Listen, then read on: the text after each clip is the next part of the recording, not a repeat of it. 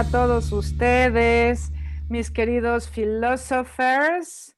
Y adivinen quién está de vuelta. Maestro Juan Jiménez is in the house.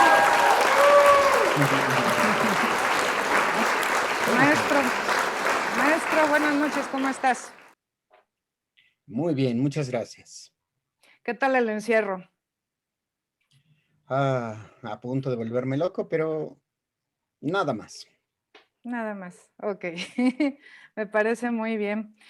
Maestro, te invité porque, bueno, ahorita estamos como que en el famoso mes de la mujer y que si el 9 de marzo ya va a ser un año del Día Sin Mujeres. Y bueno, a mí lo que me gustaría que nos platicaras es Ujú. pues, ¿cuál es el origen? ¿De dónde viene todo esto? ¿Qué es el feminismo? ¿Es lo mismo que un humanismo o no? ¿O por qué feminismo y no humanismo? Etcétera, etcétera, etcétera. Bueno, es un poco complejo porque dentro de las corrientes del feminismo hay una versión que dice que los hombres no deben de opinar al respecto. Entonces es como difícil en ciertos momentos que un hombre dé una explicación teórica sobre el feminismo, ya que inmediatamente algunas mujeres tienden a rechazarlo. El término como tal podemos definirlo tal como lo piensa la Real Academia de la Lengua Española, es como aquel movimiento que busca eliminar la violencia de género y que propugna por un sistema de libertades iguales entre hombres y mujeres, así como el derecho no solo en lo público, sino también en lo privado. Y este tipo de movimiento eh, eh, bueno, tiene distintas vertientes, distintas formas de cómo a lo largo del tiempo se ha definido. Por ejemplo, existe esto que llaman el feminismo cultural, existe el feminismo político, existe el feminismo liberal y además existe el feminismo histórico, que es básicamente a la parte a la que yo me he dedicado. Esta parte de encontrar las raíces de dónde viene toda esta cuestión del feminismo, pero eh, eh, bueno, partiendo del principio del feminismo cultural, se dice que esto es una cuestión de género y que tiene que ver exclusivamente con el sentido de las mujeres. Se parte del principio de que las mujeres tienen un sentido más desarrollado con respecto a la forma de apreciar el mundo. Por lo tanto, un hombre no puede ser feminista. Bajo el concepto del feminismo cultural, un hombre no es feminista. Puede estar de acuerdo con la lucha, puede estar, digamos, codo a codo con la mujer, pero jamás va a ser un feminista. También existe, por ejemplo, feminismo liberal. El feminismo liberal es el que parte del principio de que finalmente somos unos entes completamente distintos y por lo tanto cada quien tiene su propia versión de lo que es la lucha por la libertad, la lucha por la igualdad y cada quien la entiende de distinta manera. Existe también pues el feminismo radical, que es el que quizá hoy en día tiene más seguidoras.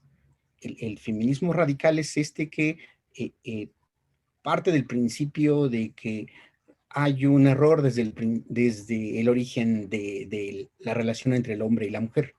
El error es que los hombres han usado su sistema de patriarcado para poder dominar a las mujeres y solo en la medida en que el sistema de patriarcado se rompa, entonces podrá existir tal igualdad. Un poco esto que le propusieron al presidente con respecto a la candidatura para gobernador de Guerrero, esta visión de que rompa este pues, contrato patriarcal que tienen los hombres entre sí y que se protegen entre ellos. Es esta la visión que tiene el feminismo radical. Y bueno, el feminismo político es aquel que parte del principio de que debe de haber una equidad en torno a las libertades políticas en todos los seres humanos. Mujeres y hombres deben estar en una equiparidad en el sentido de la representación popular o en los magistrados o en las universidades o todo esto. Entonces, básicamente A partir de 1975 es cuando comienza esta gran diversificación para entender en sí qué es el feminismo, pero el feminismo, como lo define la Real Academia de la Lengua Española, es algo muy simple. Es el movimiento que busca o que propugna la igualdad tanto de los derechos como de las obligaciones entre el hombre y la mujer. Sí, porque bueno, si uno polemiza un poco, en redes sociales descubre uno que a las mujeres no les gusta que los hombres opinen al respecto. Algunas. No es, no es algo que sea muy común. Sí. Siempre solo piden la opinión de las propias mujeres, porque dicen ellas, las involucradas son ellas. Es esta visión del feminismo cultural. Ujú. Y bueno, están en su derecho, me parece. ¿Tú te consideras feminista? Es muy difícil de determinarlo porque yo soy de los que cree que son las mujeres quienes lo deben de determinar. Lo Ok. finalmente uno hace es seguir las visiones y las ideas que las mujeres tienen. Por lo mismo de que me he dedicado a historia, me queda claro esta dominación patriarcal del hombre sobre la mujer. Ese es un hecho histórico que no se puede negar. Pero siempre hay que tener un poco de cuidado cuando se habla de feminismo, porque no todas las mujeres están de acuerdo en que un hombre opine. Pues el feminismo histórico, ¿no? Que es básicamente lo que he desarrollado más. ¿Y cuál vendría siendo el origen? Uf, hay muchas vertientes de cómo podemos hablar de este origen, porque, por ejemplo, algunos citan los primeros textos de defensa de las mujeres y sus derechos en el siglo XVII, pero quizá el evento más importante, que es donde se dan, digamos, las bases para la concepción de lo que será la propuesta de igualdad entre hombres y mujeres, es durante la Revolución Francesa, cuando aparece una mujer que es asociada rápidamente al grupo político de los Girondins, los girondinos en la Revolución Francesa, que es Olympe de Gouges. Esta mujer, Olympe de Gouges, participa en la Revolución Francesa, incluso más bien la Revolución Francesa le sirve como pretexto para poder dejar claras sus ideas, porque estas ideas ya habían sido incluso escritas por ella desde antes del comienzo de la Revolución Francesa. Las primeras cosas que propugna es el derecho de la mujer como tal, así en abstracto. Y también tiene una visión muy clara de estar en contra del esclavismo. Para ella el esclavismo es uno de los temas que más le preocupa. Y, por ejemplo, tiene ciertas propuestas innovadoras, como por ejemplo salas de maternidad y estancias de niños para que las mujeres puedan dedicarse a sus actividades profesionales, pide el derecho al divorcio, y una de las cosas que quizá es más importante es que cuando en 1789 la Asamblea Nacional Francesa establece los derechos del hombre y del ciudadano, uh, Olympe de Gouges es la primera en molestarse porque a las mujeres no se les pide opinión. Y con esto, en el año 1791, ella establece su propio texto denominado así, la Declaración de los Derechos de la Mujer y de la Ciudadana. Lamentablemente, por su asociación política hacia los Girondins, lo que va a ocurrir es que en 1793 ella va a ser guillotinada. Entonces, digamos que es como la semilla de todo esto, ¿no? La visión en el sentido de que ha alcanzado dos cuestiones. La primera, la maduración de sus ideas, y la segunda, la posibilidad y la vidrina que tiene para poder expresarlas. Luego, el otro caso al cual me he dedicado más es esta cuestión del feminismo alemán. En Alemania, por ejemplo, uh, uh, desde el año 1865 existe un movimiento feminista. Ellas se hacen llamar la Asociación General de Mujeres Alemanas, la ADF, y una mujer que no ha sido muy valorada, digamos, de este lado, porque en Alemania es una celebridad, es Louise Otto Peters. Louise Otto Peters es de las primeras en establecer un sistema en donde las mujeres pueden ir a contar sus problemas y por medio de asociaciones jurídicas se va a buscar la posibilidad de que estas mujeres puedan llegar a una solución legal, no solo en el discurso.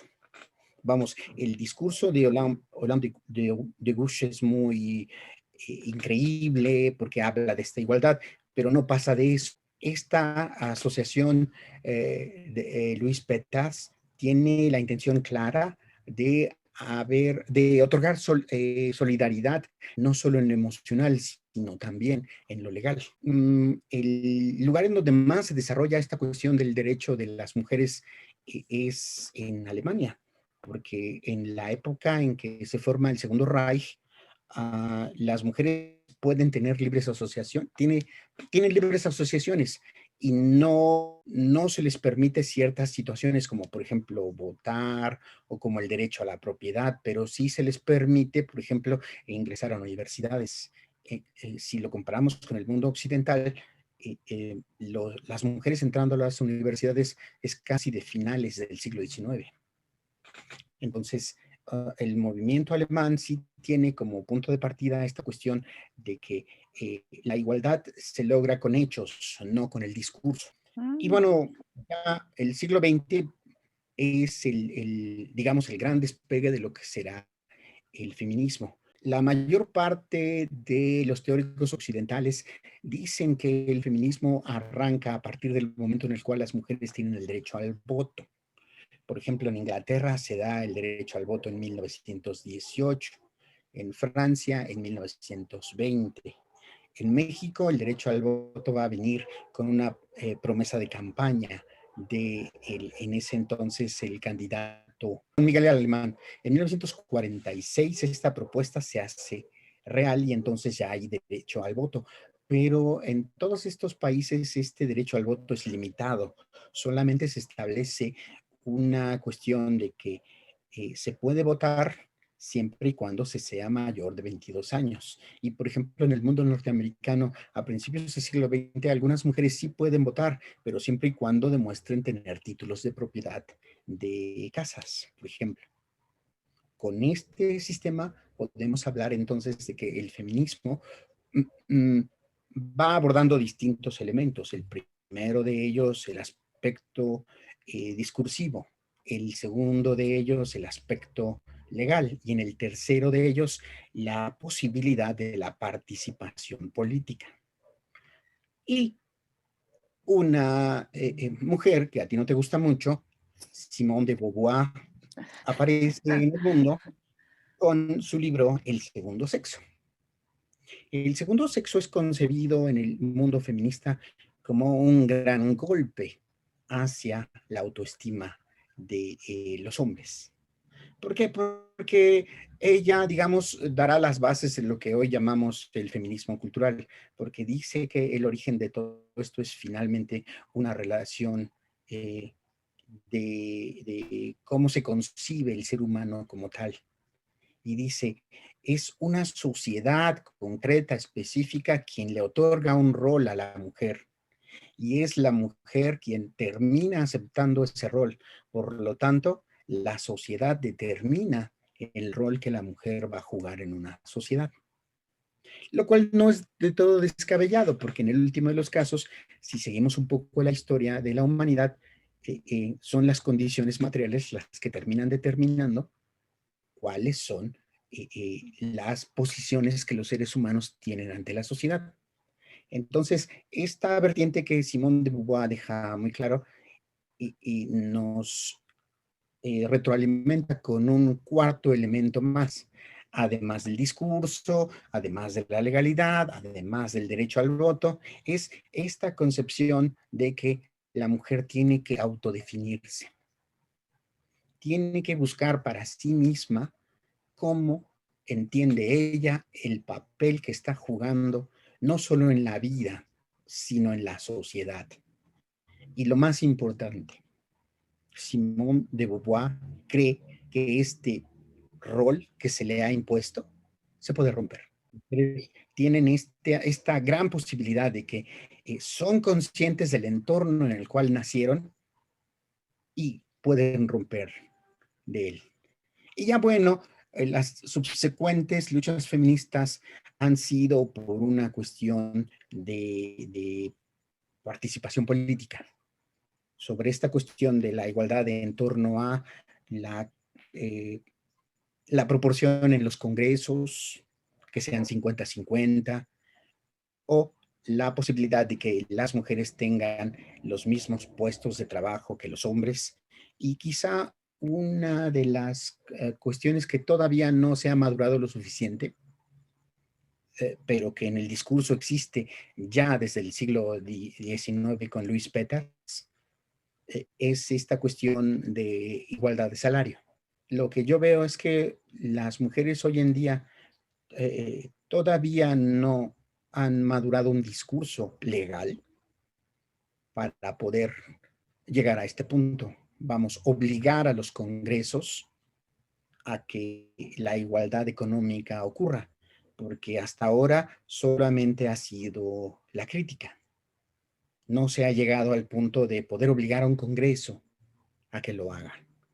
Probablemente en una ley podemos ver hoy en día de que no se hace una distinción entre hombres y mujeres a la hora del salario, pero en la práctica sí, Aunque muchos digan que no, hay veces en que sí. sí es evidente, ¿no? Hay lugares privilegiados en donde no. Por ejemplo, las universidades es un lugar privilegiado. Cuando vemos la asignación de horas y de protocolos de investigación, vemos que tienen un sistema de salario casi similar. Pero, por ejemplo, en las fábricas, en las empresas privadas, prácticamente esto no existe. Entonces, para mí, este es un punto que hay que desarrollar, no tanto en el discurso, sino más bien en su meollo fundamental, que es una estrategia legal para obligar a los congresos de los estados a que esto se tipifique, que si una empresa no hace esa igualdad de salarios, se le multe o se le castigue de alguna forma. Pues estaría súper bien. Sí, hay que madurar esta idea. Sería madurar. En el discurso existe desde el siglo XIX. Está muy claro en las feministas alemanas. Pero lo que siento yo, claro, yo no soy quien para decirle a las mujeres qué deban hacer. Pero lo que siento yo que hace falta para que pues, la igualdad, al menos en la ley, sea clara, es establecer mecanismos por medio de los cuales se obliga a las empresas privadas a otorgar una paridad de igual salario. Yo una vez fui a una exposición en el colegio alemán donde era acerca del holocausto y qué pasó después del holocausto. Más bien, el centro era después, que a las mujeres se les llamaban las 3 Ks, que eran niños, cocina y no me acuerdo cuál era la otra. No puede ser casa, porque casa en alemán no es con K, pero bueno, que despectivamente se les llamaba las 3 Ks, o sea, niños, cocina y no me acuerdo qué. Que Algo relacionado decimos, con el hogar. Algo relacionado con el hogar. Que después de la Segunda Guerra Mundial, como se quedan sin nombres, pues ellas son las que empiezan a reconstruir sí, eso Alemania. pasa, entonces participó en la guerra, ¿no? Pero ya después de que se recuperan, otra vez vuelven a segregar a las mujeres Pero como depende, depende en qué, eso porque en fue lo que Alemania nos comentaron. se partió en dos estados. Ujú. Esto, el principio de lo que llaman la biestatalidad, la República Federal Alemana, Bundesrepublik Deutschland, y la República Democrática Alemana, la Deutsche Demokratische Republik. Eh, eh, en el sentido de igualdad y de derechos de las mujeres, la República Democrática Alemana tiene muchos más. Cuando incluso llega la era de la unificación, 1989-90, cuando vienen las discusiones en torno a cómo vamos a fusionar los estados demócratas hacia la República Federal, uno de los asuntos que nunca se discute es las libertades que las mujeres tienen.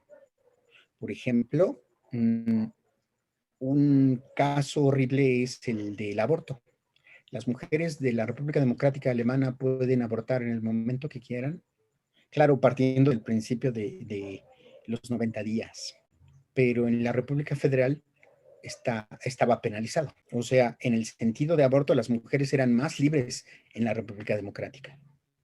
En el sentido de salarios, ahí ellos sí tenían un sistema legal en donde se protegía a las mujeres. Sí había una igualdad en el sentido de salarios. En la República Federal, nada. En esta cuestión de asistencia social, si una mujer embarazada quería tener su hijo, el Estado le subvencionaba. En la República Federal, no. Entonces, muchas de las libertades que las mujeres tenían en la República Democrática, que se fueron construyendo precisamente después de la Segunda Guerra Mundial, se perdieron. Hoy el Estado alemán ha sido un poco más liberal, ha sido un poco más abierto y ahora ya es posible, por ejemplo, el aborto, bajo ciertas condiciones, claro, evidentemente, y hay asistencia social para los que quieran abortar o los que quieran tener a sus hijos. Pero cuando ocurre en 1989-90, todas las libertades que las mujeres tenían se cayeron. Sí, sí, entonces cuando se habla de la caída del comunismo como una era de libertad, probablemente sí lo es, pero había que preguntarle a las mujeres alemanas qué opinaban de esa libertad. Buen punto. Que yo conocí personas que vivieron en la República Democrática Alemana y ellas mismas me contaban que ahora era muy difícil la cuestión de tener niños y la cuestión del aborto. Unas cosas por otras, ¿no? Sí, Se hablaron de una dictadura, pero nunca se pero sabe. El sistema alemán como tal tiene el sistema demócrata alemán tiene un sistema de espionaje tan terrible que en eso sí son muy iguales. Mujeres y hombres sirven igual de colaboradores. Tanto así que, por ejemplo, cuando se abren los expedientes de la vieja policía secreta, la Stasi, hasta así. a los hombres que eran perseguidos políticamente, sí tenían una persona que delataba sus actividades y esa persona siempre era la mujer. Claro. Unas cosas por otras, ¿no? Sí, hasta en la película de Das Leben der Anderen, ¿no? La mujer es la que es comisionada para espiar al escritor, ¿no? Entre otras cosas, sí. Pero esto es muy recurrente, ¿eh? No solo ocurrió una vez, a veces son los propios hijos, los hijos y las hijas eran quienes espiaban a los padres. Ay, qué En los horror. centros de trabajo se les otorgaba un pago especial a las personas que dieran información sobre las personas a quienes espiaban. Es prudente, es correcto regalar flores, felicitar a las mujeres el 9 de marzo, es su día. Es un problema difícil de decir. ¿Por qué? Porque el feminismo radical lo mira como una burla. El feminismo político lo piensa como un chantaje. Me estás chantajeando para obtener algo a cambio. El feminismo cultural dice que esa es la razón del por qué construimos un feminismo cultural, para que ya no sigas reproduciendo las actividades que se solían hacer antes de haber feminismo. Desde el punto de vista de la interpretación del feminismo que quieras, la mayor parte de las mujeres llegan a la conclusión que no, ¿De qué no? de que no, que lo mejor sería regalar flores, pero en otra circunstancia, no en esta. En tu cumpleaños, no sé, el día que quieras, en un aniversario. A mí también me revienta que me feliciten, ¿eh? Me manden flores. Sí, Sí. porque es como difícil que alguien reciba una felicitación con agrado. Más bien es como una lucha de conciencia, ¿no? Así Me es. recuerda un poco una vieja canción de 1975. Solo le pido a Dios que Que la la guerra vida no no, me sea indiferente. no me sea indiferente, ¿no?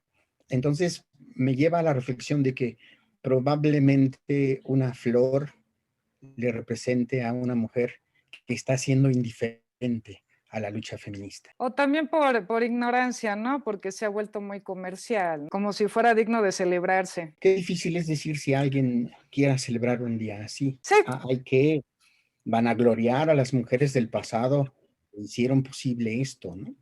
O sea, la razón del por qué exista un 9 de marzo, hay una razón histórica, ¿no?